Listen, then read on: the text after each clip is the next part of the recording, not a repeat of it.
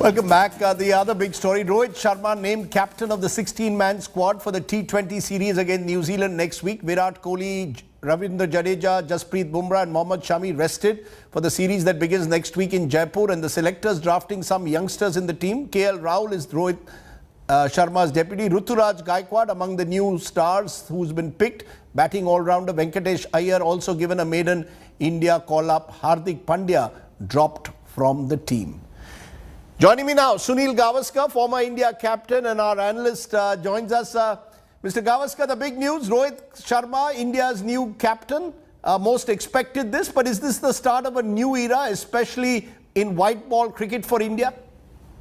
Definitely it is. It's the start of a new time. I mean, eras are built over a period of time, so it's a bit difficult to say it's a new era because we don't know whether Rohit Sharma is going to captain for maybe half a dozen years or 5 years or thereabouts. But yes, I think it's a new beginning for the Indian T20 team.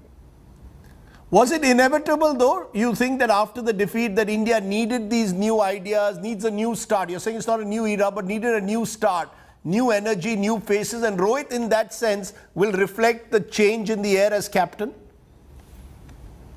Well, what will happen really is that, look, there will be a different approach. Sometimes, somebody who's been the vice captain might have his own ideas as well.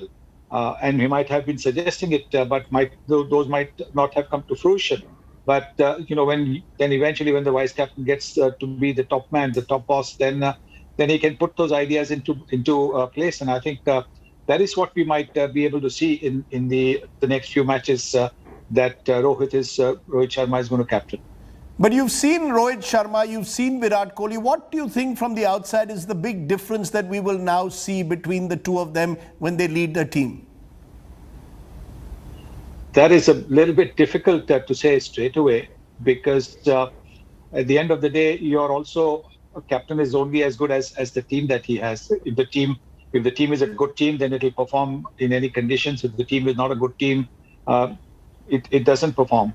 You could be the best coach, the best captain, but results don't pan out your way. So we just got to wait and see. And after a few matches, we'll probably be able to see what's been a little bit different from the two captains. The reason I'm asking you then, pressing this is, going by track record of Rohit Sharma, 5 IPL titles, remarkably successful career as a white ball captain. You get a sense that Rohit Sharma is ready for this, right? Of course, because, he's got the experience. He's been playing cricket for a long, long time.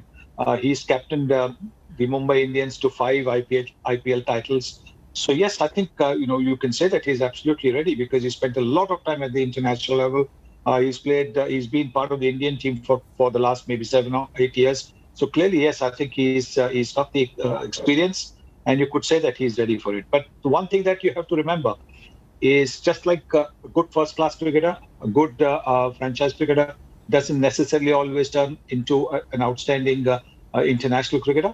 So also, in captaincy, somebody who's good at the first-class level, at the Ranji level or at the English county level or the Sheffield Shield level, they don't necessarily turn out to be top captains when they're captaining the countries because then the whole dynamics of captaincy are completely different.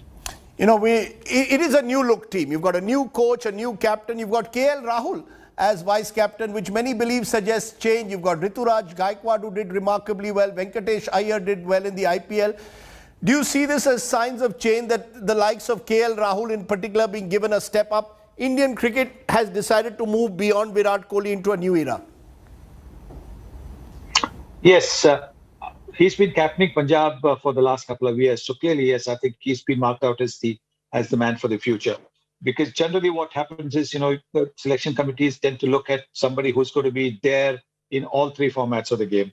And if he's going to be in all 3 formats of the game, then there's always a possibility that he will get that, elevation to either the vice captaincy or the captaincy. So in that case, I think KL Rahul has been marked for higher honors by making him the vice captain at this juncture. Mr. Gavaskar, we'll have we'll hear much more from you on Friday night. We have a round table on the future of Indian cricket. But for now, as always, thanks very much for joining us on a day when Rohit Sharma has been anointed as India's new T20 captain.